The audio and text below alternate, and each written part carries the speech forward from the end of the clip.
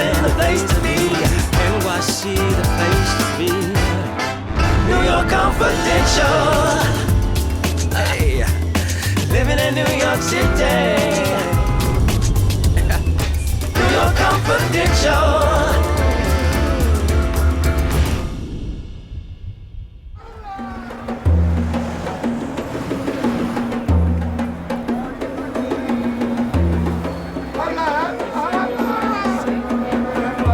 It's all about the old downtown, the vanishing New York. She's the godfather of this whole New York downtown thing that we all have a little part of. That expression is a little, you know, so we're blessed. Downtown Manhattan. For some, it's an attitude. But can that spirit survive much longer? Unlike most American cities where downtown means the center of town, downtown in Manhattan is different. Its name derives from its geographical position, literally down by the southern end of the island.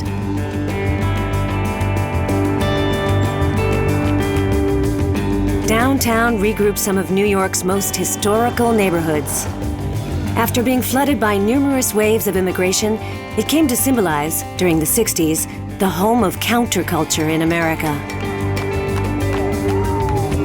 Ever since the 90s, it's also become New York's trendiest area, the most sought-after part of town. If some residents celebrate this new downtown, full of money and endless possibilities, others are holding on to a certain downtown spirit they believe still hovers below 14th Street.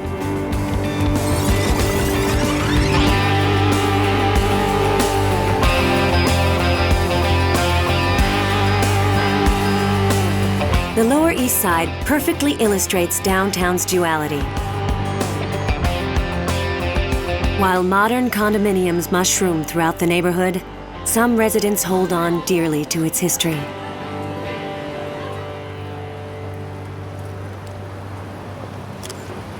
This is where the population, you know, they go to Ellis Island and then end up coming through the Lower East Side.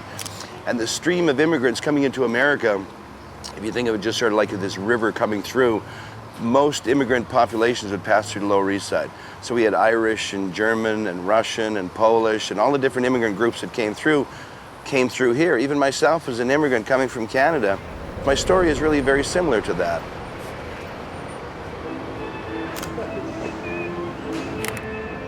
Tenement buildings were built in the Lower East Side specifically to absorb the wave of immigrants at the turn of the 20th century, creating, at the time, one of the most populated neighborhoods in the world.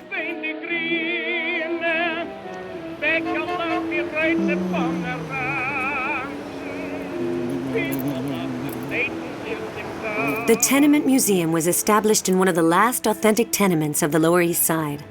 Abandoned for over half a century, the building now represents an extraordinary time capsule. So, this building was built 1863. Nobody's lived here since 1935. Oh, okay. Frozen in time. You're touching the oldest thing in the museum here. Really, this banister? You're mingling DNA with ancestors from... Oh, even better. A whole mix of people from 20 different countries lived in this building. 7,000 different people. So if you step in here... Okay. This is one of our restored apartments. Oh, okay. Come in and take a look. And so this was Italian? Yes, this is definitely an Italian family. My ancestors from Sicily. What's funny is when we were restoring the apartment, there was a knock on the door of the tenement, and it was this woman who said, "What are you doing in my apartment?" And it was Josephine Baldizzi, who lived here until she was 8 or 9 years old in 1935, and she made sure we got everything exactly right. And in here, we come into the home and workspace of one of the people who lived in this building. This is a factory. And a family lived here named the Levine family. And they made dresses, and 70% of women's clothes in the United States 110 years ago were made in this neighborhood, little tiny factories like this. This was really a way of surviving. This is obviously designed, so you have a designer, you have people working here. This is really a great thing. No, I just wanted to show you the photo Jacob Reese took. Yeah, Jacob Riis is one of my heroes, actually. He changed a lot of the history of Lower East Side by his photographs. For the first time in New York City, wealthy-to-do uptown are seeing where their clothes are made at Macy's and Bloomingdale's. And the question is, would you still buy a dress if you saw that this was where it was made? Absolutely. Yes. You see, these people were individual business people. This is the American dream. This is the American dream. It's hot. That's what we like about it. Summer in the city. Oh. Can you send me the pictures? I'll send you a picture. Yeah, I'll send you a Great, good picture. work it out. I like that. That's how you're supposed to do business. Yes. And I can post them on my Facebook page. You can do whatever you want. Clayton has been taking photographs of Lower East Side residents in front of his own gallery for close to 25 years. I photographed some of these people like for their whole life. This kid is now growing up and older, and this kid now is in jail for murder. A lot of these kids are still around. You can really follow the whole history of the neighborhood. You know, these girls grew up and became school teachers.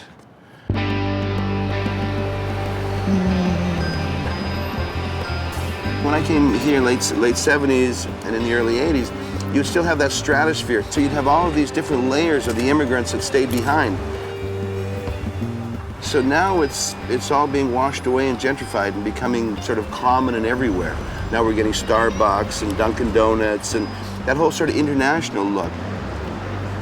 Where'd you get stabbed? The one who stabbed me, he lives in that building. He got evicted from that building. Where did you get stabbed? Oh, wow. Boy, you're lucky. Lucky, I'm just talented. I turned at the right time. This is the mayor of the Lower East Side here. He's got pictures of me from when I was the height of a grasshopper. You know, I photographed him before he's married. Now he's married as a child. Photographed me when I was my kid's age. Yeah, exactly. So it's kind of like this whole life cycle of the Lower East Side. Yeah. And he's been down here and he's lived it, and we're like the last of the Alamo. Yeah, we are the last of the Alamo. Last That's of the definitely Mohicans, for sure. right? This neighborhood has gone from people were dying to get out of this neighborhood to now it's turned into a cemetery where people are dying to get into it. That's right.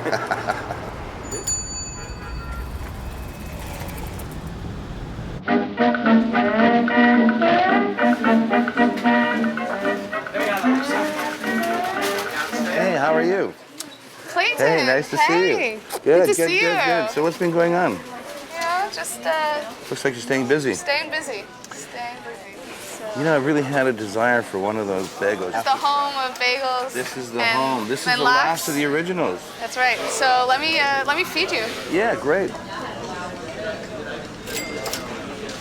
Russ and Daughters is a symbol of one of New York's most unique food cultures, which is appetizing.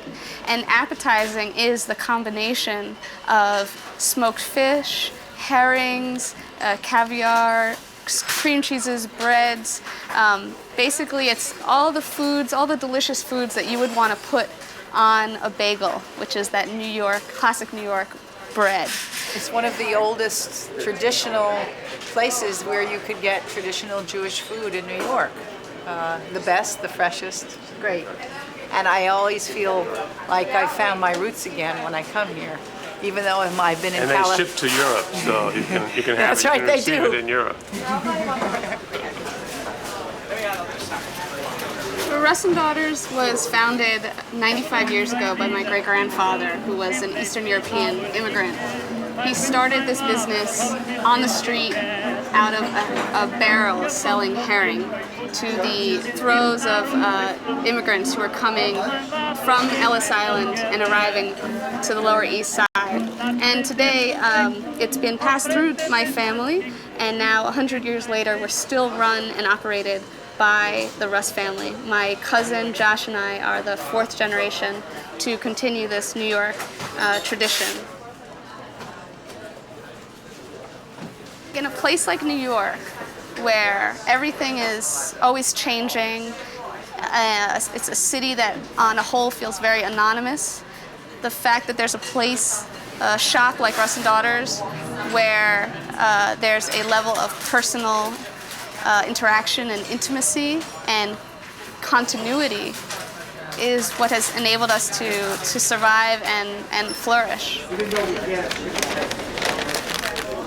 Clayton, here you go. Thank you very Enjoy. much. Very good, thank you. Honor.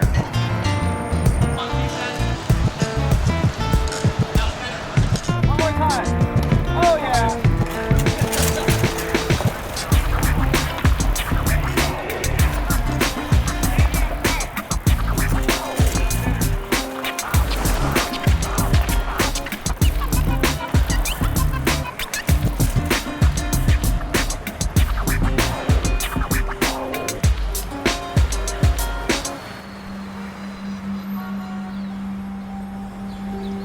Sprinkled throughout the Lower East Side and the East Village are small community gardens, oases of green amidst the urban jungle.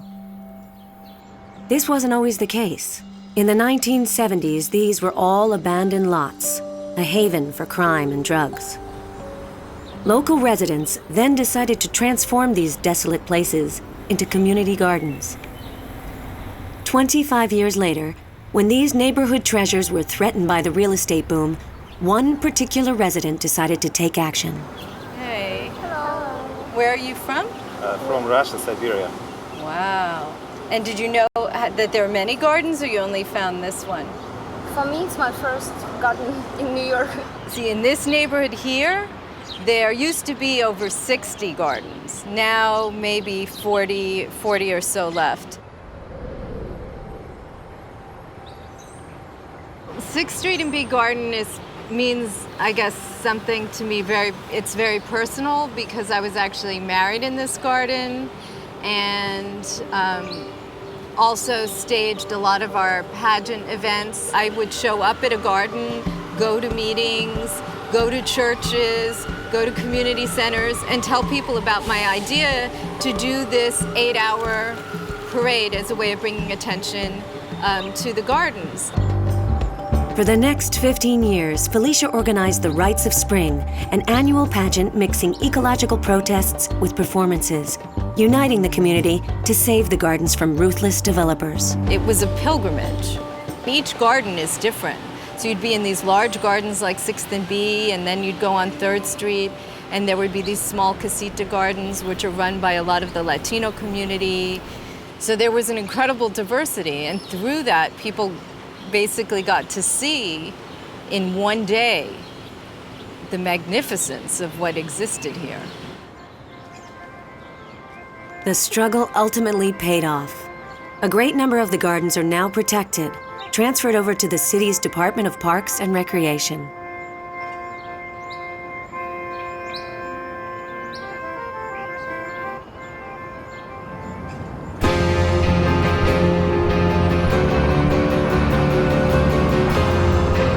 We leave the tranquility of the Lower East Side for Wall Street at the southern tip of downtown, whose official name is the Financial District.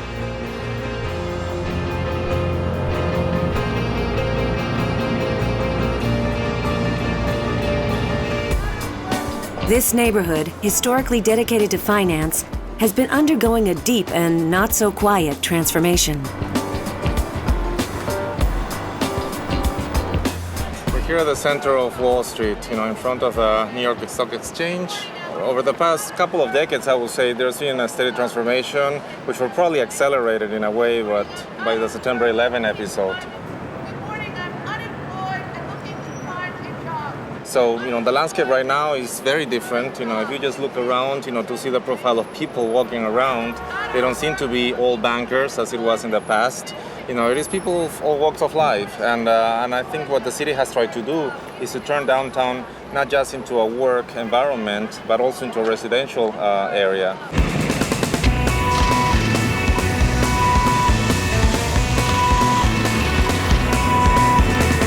There are things going on everywhere, new construction going on everywhere.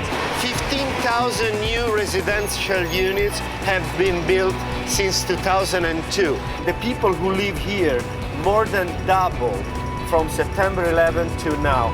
So it's quite interesting because, as you might remember, the general idea after that disaster was that people would leave downtown, would leave especially this area.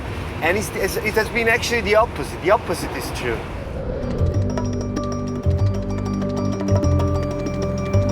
The most clearly visible transformation of the neighborhood is naturally the worksite at Ground Zero. The open wound, stuck in development and bureaucratic red tape for far too long, is finally a zone of non-stop activity. Now you can see how big was this space and how big is the space where the two towers were. Before, all the new buildings, new residential buildings, were built by developers who wanted to just build things there was no quality whatsoever because they knew they could sell no matter what. Good things now is that a lot of star architects are finally working in Manhattan. And all because of what happened after this disaster, I would say. Hopefully we know what we're doing.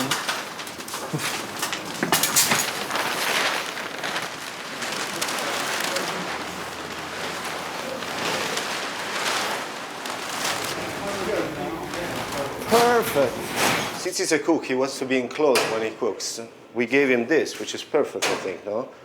Except it's going to take him like half an hour to open and close them. But, you know, in the end, for us architects, the aesthetic of it is the most important. We started working downtown in 1999. So it was interesting for us to move from the uptown apartment we were designing up to there to the downtown space. Downtown Manhattan now became the place where you go. All the restaurants, the most famous chefs are opening a restaurant in downtown Manhattan. The most famous hotel in New York are in downtown. Before, people used to go, my grandfather, who was an architect as well, used to go to the Waldorf Astoria. Now if you don't go to the Soho Grand, or you go to the new hotel designed by Jean Nouvel, or you know, most of the clientele that we have now are people with money, bankers who have made a lot of money. And they decide that they want to move to downtown Manhattan because it's the trendiest area of the city.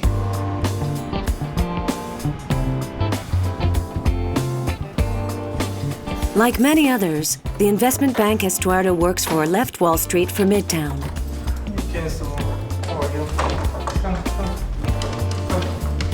And yet, Estuardo has chosen to make his home only 2 blocks from Ground Zero. I personally feel, very, privileged to have, to literally witness the redevelopment of Manhattan, from my own terrace. Whenever the new World Trade Center 1 tower, the tallest one, is built, it will probably be sticking out somewhere there. Downtown right now is like the young part of the city, so it is a bit of like the new Manhattan. When you walk around, it's amazing to see so many strollers. So there seems to be a baby boom downtown. The city tried to promote this by providing tax breaks for people either to stay in downtown after September 11 or to move downtown. But I think it's a lot more than that. In my particular case, the tax incentives expired way back several years ago. I feel very close to the future, very close to history. So it just feels nice.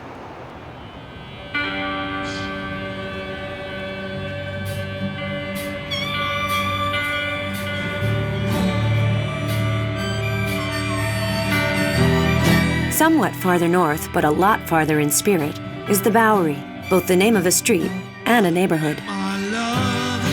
In the 19th century, the area was the prime destination for theater and vaudeville. Hard hit from the Great Depression in the 1930s, the Bowery became the city's skid row, populated with vagrants and alcoholics up until the 1980s.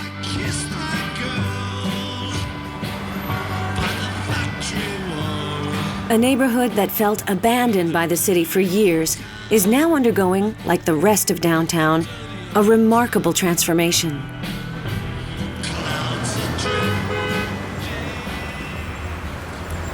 Hey there, the Hoon.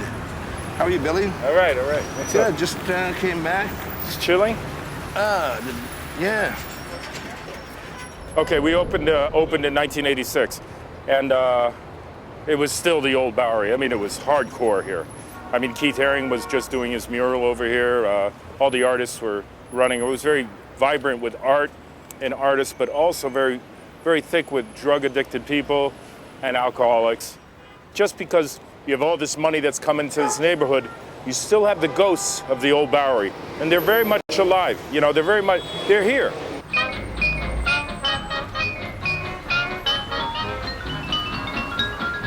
Here's my store. It's a little dark. Because of the neighborhood, it is unique because we should not be here. This is a tent. We run off an extension cord. There is no electricity. That's an extension cord from 2 buildings over. I have the Pope up here. See the Pope? Things like this. Made in Italy. Very nice. And we have the Billy sticker. These are nice because these are sold. That's what I like to see is a sold sticker on here. Did you smell? It smells good. Here, wait. No, inside.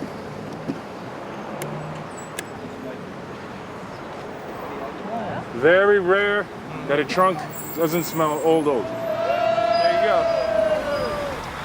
But I said, yeah, you see, these guys are wild. This is good. This is good.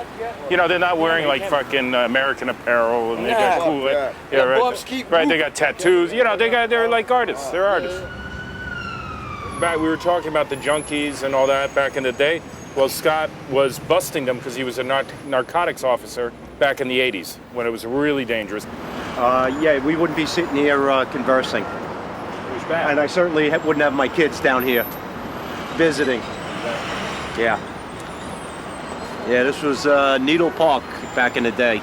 It's very weird because I'm not allowed to be on this side of the street, but since we've been here so long, I get a ticket once in a while. Not too much. Shit. Timmy! Fuck. Okay. We have the new museum down here, which is, you know, new to the neighborhood. You have Whole Foods, new to the neighborhood. You have Daniel Boulou, DBGB, new to the neighborhood. It's all new. I mean, the neighborhood's changed forever. There's nothing we can do. I mean, we're like weirdos here. You know, look at this. We're screaming in the streets and everything. It's just like, it's crazy. Hey! Hey! Oh! All right, come on, make daddy happy. Come on, make daddy happy. Lui, il est super, parce que c'est original. Un original. Do you feel the joy? Oh no. Oh no. Yo, that guy running around all day. I see him in Midtown, Uptown, everywhere. We will spread the joy forever. Of all Billy's more recent neighbors, the new museum has probably had the most profound impact on the area. Dedicated to new international art, its director chose the Bowery to build the institution's new home in an instantly iconic building. Our entire first floor is free to the public, and it really is an extension of the public space of the sidewalk. We decided after 9/11 that we really wanted to stay downtown. We'd always been a downtown institution. Downtown is our home, and we're part of the creative community of downtown. So they call this building Beautiful Rough. The mass of the building is dematerialized by the mesh that covers the building. So even though it's quite large in volume, it doesn't feel that way on the street. You don't see many buildings in New York that are this sculptural and this dynamic.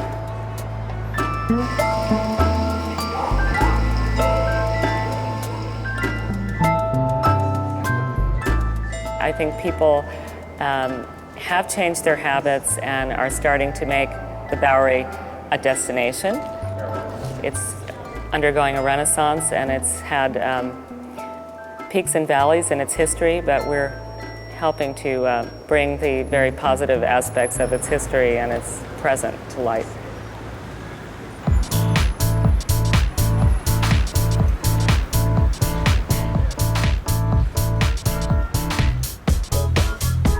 Patricia Field, internationally known as the fashion consultant for Sex and the City, has been the queen of downtown fashion since the 1970s. After being based in Soho for many years, she chose the Bowery and its chaotic history to open her new flagship store. This is my world, this is my wallpaper. You know, this is my Keith Haring, these are my paintings. This is my life.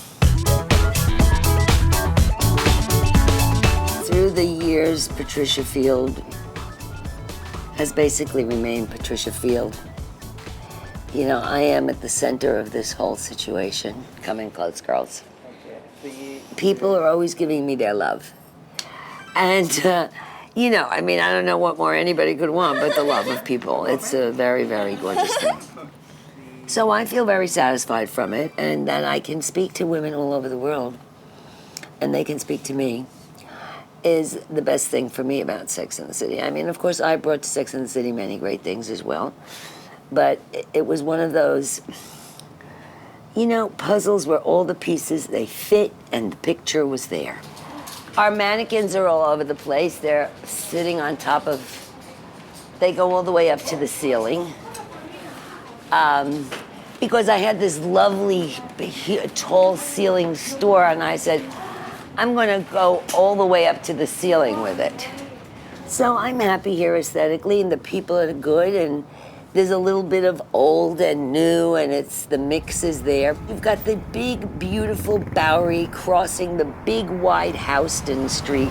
It's lovely, the sun comes in, you know, it's not like Soho with these buildings and then you're down there in the alleyway, which I never could deal with.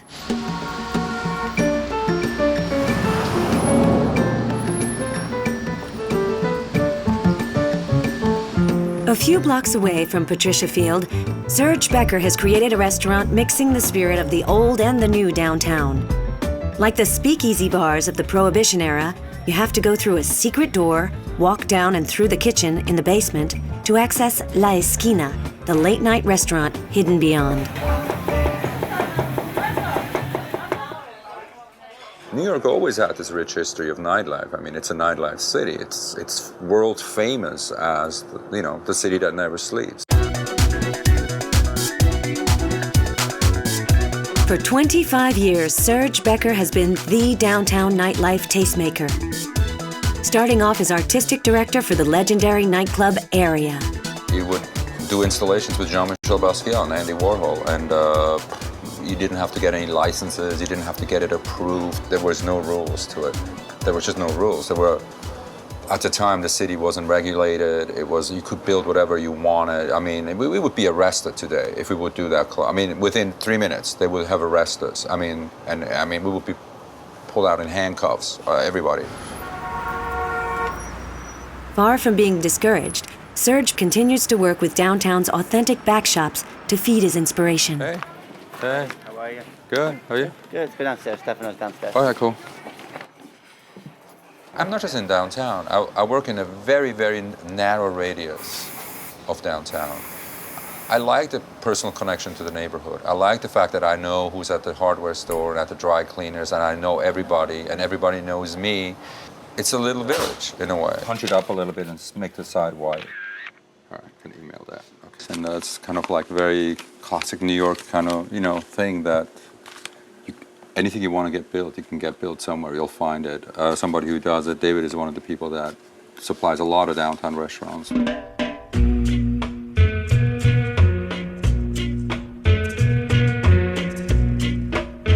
Manhattan could really, really use a great Jamaican restaurant. Put on here. Yeah, these are going to be tables. Age is great. Yeah, you know, age is great. A little wear and tear is great. But they're stunning. I mean, they're amazing. I mean, they're like, forget it. They're incredible. My whole adult life, I lived in downtown, and downtown, you know, to some degree, is kind of like a, you know, a mythical place. It's the home of counterculture in New York.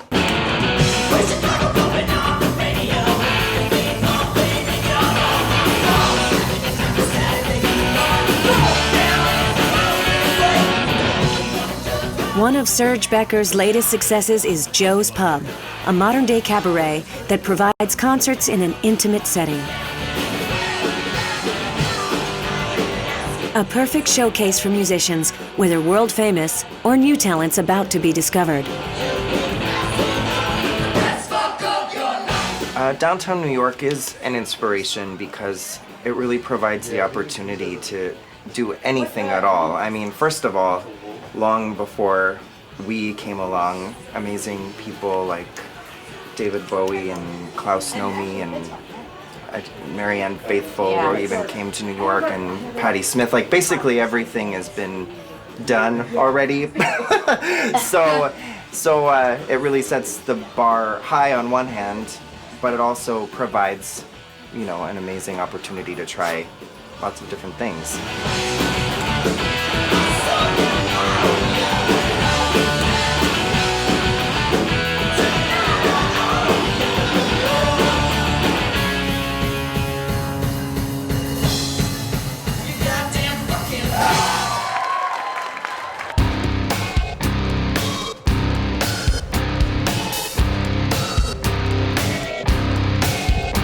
On the Upper West corner of downtown is the Meatpacking District, which has seen the most dramatic of all reinventions.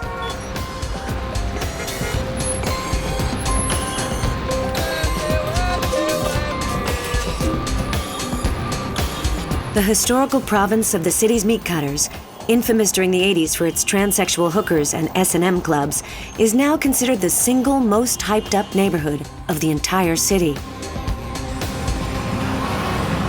We're here on 14th Street, and this is the very beginning of the meatpacking district. My building, which is the most historic and memorable building of the area, is built in the 1840s and was a Civil War hospital. Ivy Brown lives in her own gallery, showcasing works that speak to her heart. She's one of the last 12 remaining residents allowed to live in the meatpacking district, now a landmark commercial district. I moved into this neighborhood in 1985, when it was really the meatpacking district. This is the remnants of the old meat packers. This is a conveyor where the meat would come down and be on these hooks and run along this into the actual door of the meatpacking house. So you would see the carcasses come down and flying by here, the way you might see a modern dry cleaner with all of the different clothes, but this is just carcasses. Everything was meat and everything was for sale. So it was a transvestite, it was a hooker, or it was meat packers. You know, the meat packers they start work at about 4 in the morning is when the trucks take off to go and do their deliveries.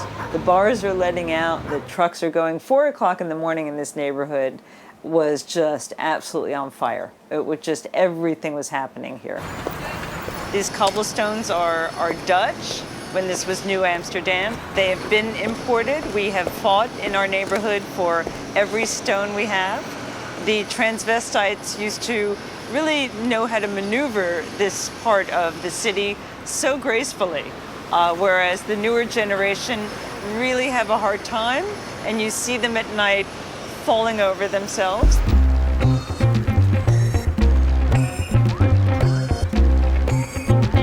Today, we have the nice clothing stores that have had to use these overhangs because we are landmarked. They've had to put this as part of their architecture, thank goodness. And we have some very fancy stores.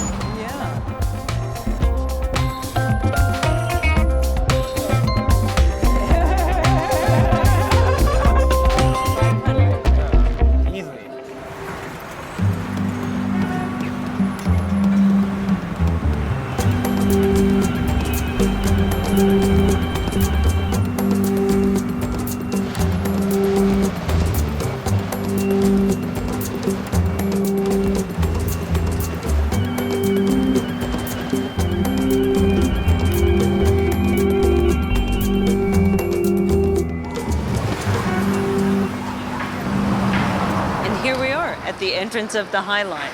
Truly the best thing that's happened to this neighborhood since I have been here. It is the high point of living here. We're standing on an old elevated rail structure that was built in the 1930s, carried freight trains in and out of factories on the west side until about 1980, and then the train stopped running. And after that, there was a big discussion about what should happen to the High Line, and it was going to be torn down. And I live in this neighborhood right over there.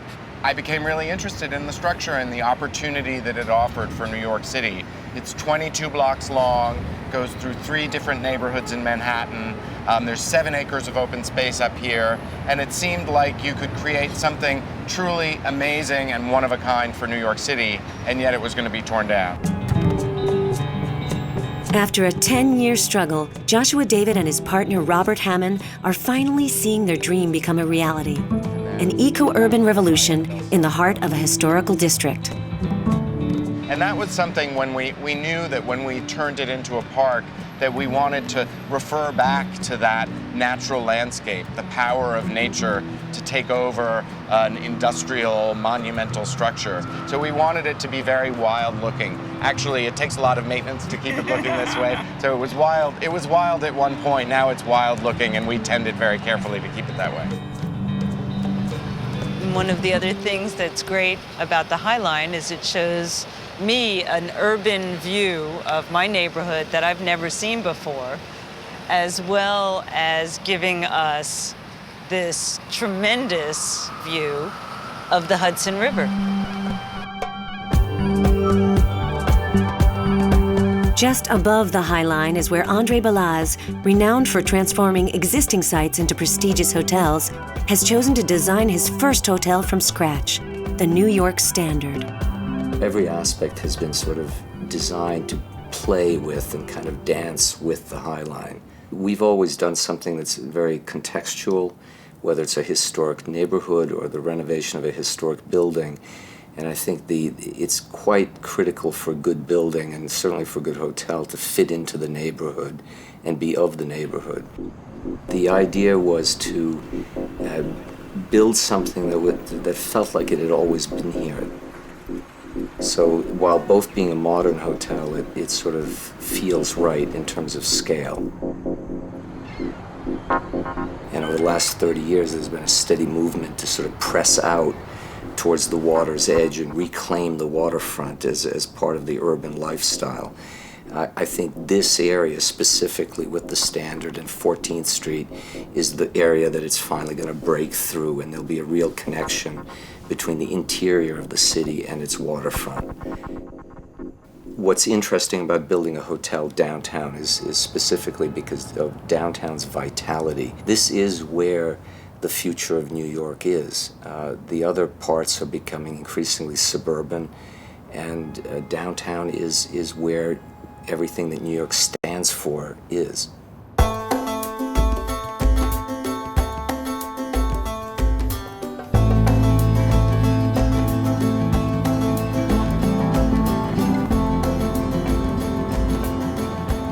Bordering the western front of Manhattan, the Hudson River Park has become the city's second largest park after Central Park. After 9/11, the city made considerable efforts to develop the riverfront so that downtown might rise anew from its ashes. This is probably one of the most important things that happen in New York to New Yorkers.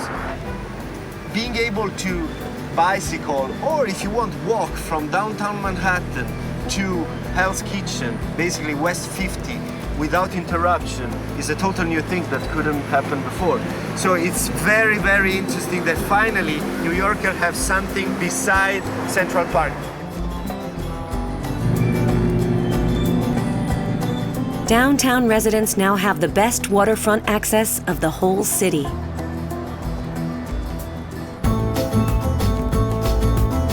The restoration of the Hudson River has actually inspired unusual workshops right around the corner from Ground Zero. After fighting to save downtown's community gardens, Felicia Young has found a new challenge. See, this is getting tucked under. It's twisted.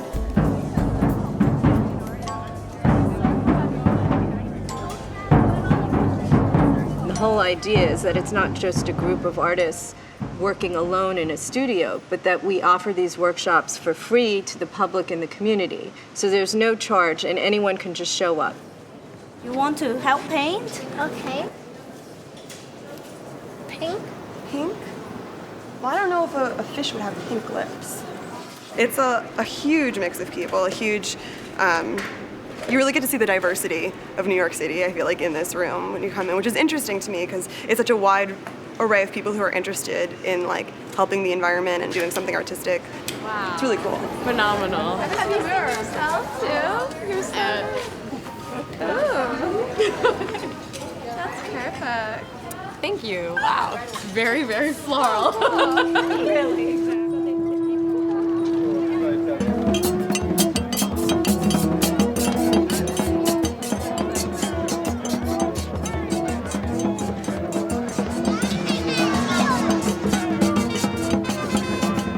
The river is this hidden place because people don't see what lies beneath. You know, people sometimes think, oh, it's just polluted and I see a lot of garbage floating on top.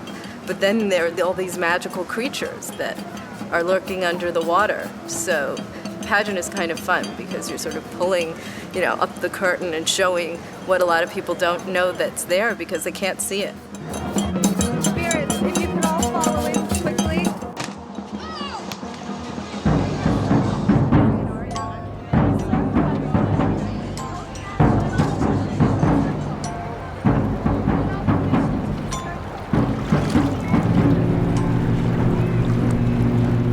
I think for many of you who've come today, it represents a year's worth of work and about a cast of 500 volunteers, artists, community people, students, schools throughout all of Lower Manhattan from all the different neighborhoods. Thank you all, and thank you to all the amazing artists and volunteers who've been part of this event.